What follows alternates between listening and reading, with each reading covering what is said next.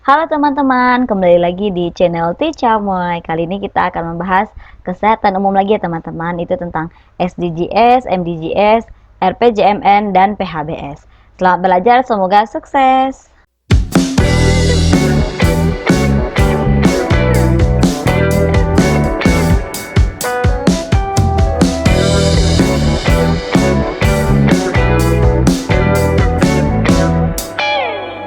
Soal yang pertama, SDGs merupakan lanjutan pembangunan dari MDGs yang berakhir pada tahun 2015.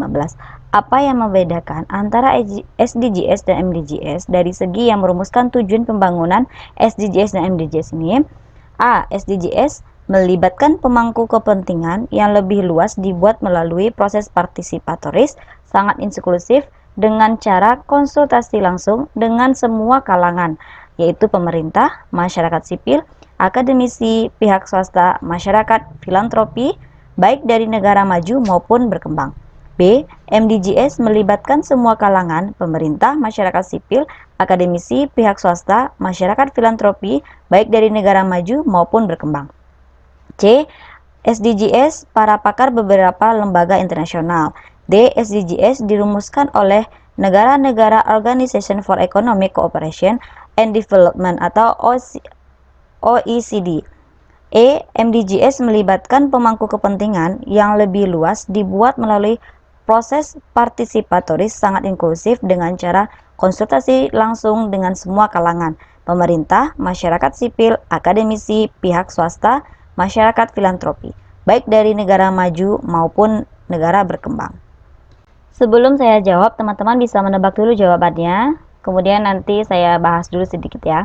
Jadi perbedaan antara MDGs dan SDGs adalah MDGs yang dirumuskan oleh negara-negara Organization for Economic Cooperation and Development atau OECD dan para pakar beberapa lembaga internasional. Sedangkan SDGs ini melibatkan pemangku kepentingan yang lebih luas. Sejak awal, SDGs dibuat melalui proses partisipatoris sangat inklusif dengan cara konsultasi langsung dengan semua kalangan, pemerintah, masyarakat sipil, akademisi, pihak swasta, dan masyarakat filantropi, baik itu dari negara maju maupun berkembang. Nah, jadi penjelasan ini jawaban yang tepat adalah A. Soal selanjutnya, MDGs memiliki 8 tujuan dengan 60 indikator, sedangkan pada SDGs bertransformasi menjadi 17 tujuan dan 232 indikator. Berikut merupakan 4 indikator SDGs yang benar-benar tidak ada pada MDGs, kecuali A. Tujuan 9 yaitu industri, inovasi, dan infrastruktur. B. Tujuan 10 mengurangi ketimpangan. C. Tujuan 2 mengakhiri kelaparan. D. Tujuan 11 masyarakat dan kota yang berkelanjutan. E. Tujuan 16 perdamaian, keadilan, dan institusi yang kuat. Sebelum saya jawab, kita bahas sedikit dulu ya teman-teman. Jadi selain MDGs dan SDGs ini dibedakan berdasarkan yang merumuskannya,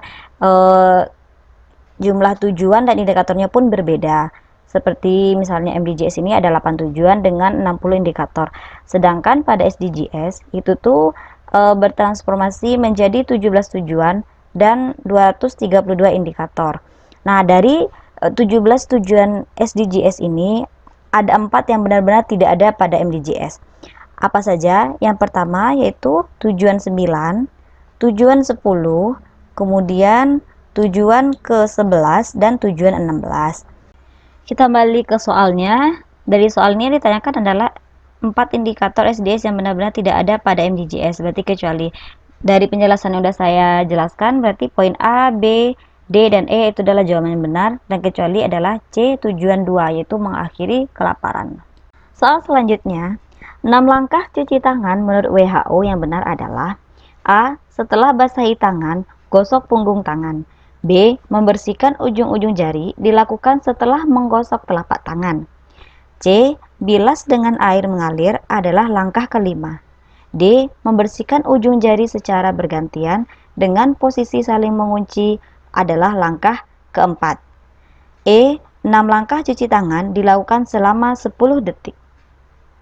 Oke, kita bahas dulu ya teman-teman.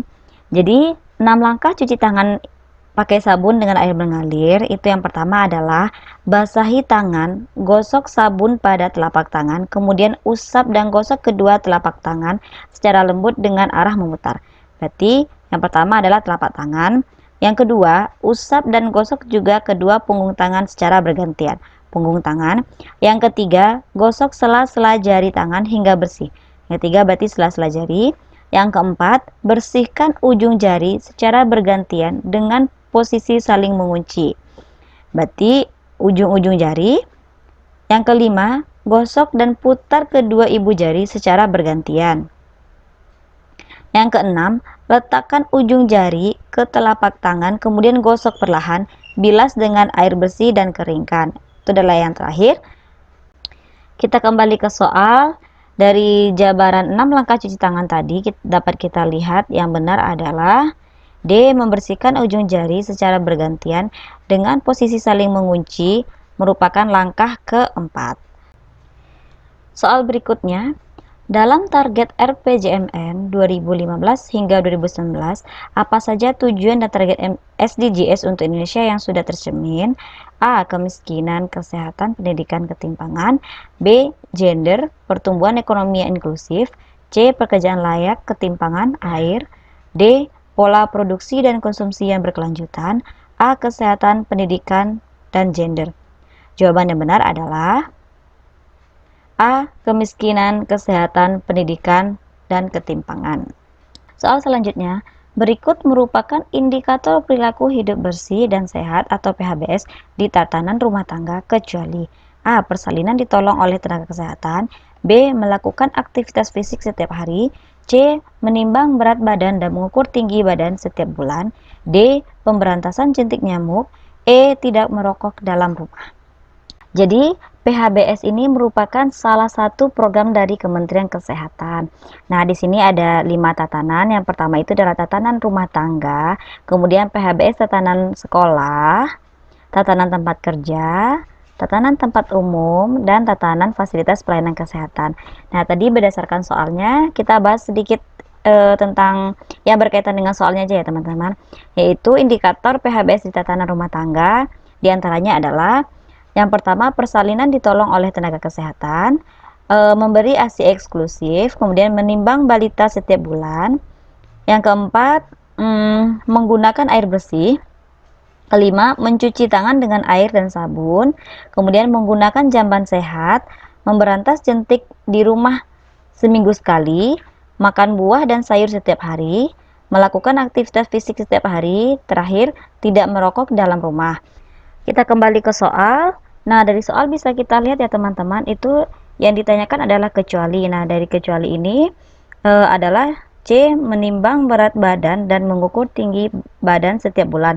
Ini merupakan tatanan PHBS di sekolah. Pembahasan tentang PHBS ini saya kutip dari buku bahan cetak atau modul bahan cetak tentang ilmu kesehatan masyarakat Puskesmas, itu dari Pusdik SDM Kesehatan yang diterbitkan oleh Kementerian Kesehatan Republik Indonesia. Soal selanjutnya, salah satu target pemerintah pada tahun 2030 berdasarkan tujuan SDGs nomor 2 adalah mengakhiri penyakit A. Batuk, B. Hipertensi, C. Karies, D. Diabetes mellitus, E. Epidemik AIDS. Oke, sebelum kita lanjut pembahasan soal, ada baiknya teman-teman tahu ya 17 tujuan SDGs. Nah, ini bisa teman-teman baca sendiri. Sedangkan tujuan yang berkaitan dengan kesehatan adalah tujuan yang ketiga, yaitu kehidupan sehat dan sejahtera. Kembali ke soal, yang ditanyakan adalah target pemerintah yang berkaitan dengan tujuan SDGs. Nah, ini target pemerintah daerah pada tahun 2030 salah satunya adalah mengakhiri epidemik AIDS, tuberkulosis malaria, dan penyakit tropis lainnya, kemudian melawan hepatitis dan penyakit yang ditularkan lewat air, serta penyakit menular lainnya. Jadi berdasarkan dari pilihannya yang tepat adalah epidemik AIDS, yaitu E. Soal selanjutnya, metode promosi kesehatan melalui media massa dilakukan secara tidak langsung. Salah satu contoh promosi media massa adalah A. Tulisan di majalah atau koran, B. Diskusi kelompok, C. Curah pendapat, D. Roleplay, E. Bola salju. Jawabannya adalah A. Tulisan di majalah atau koran. Kita bahas sedikit ya teman-teman. Di poin B, C, D, dan E itu merupakan metode promosi melalui kelompok, yaitu kelompok kecil. Oke teman-teman, cukup sekian pembahasan hari ini tentang kisi-kisi soal-soal SKB Kesehatan. Isinya yaitu SDGs, PHBS, dan RPJMN. Tunggu updatean kisi-kisi soal-soal SKB lainnya ya.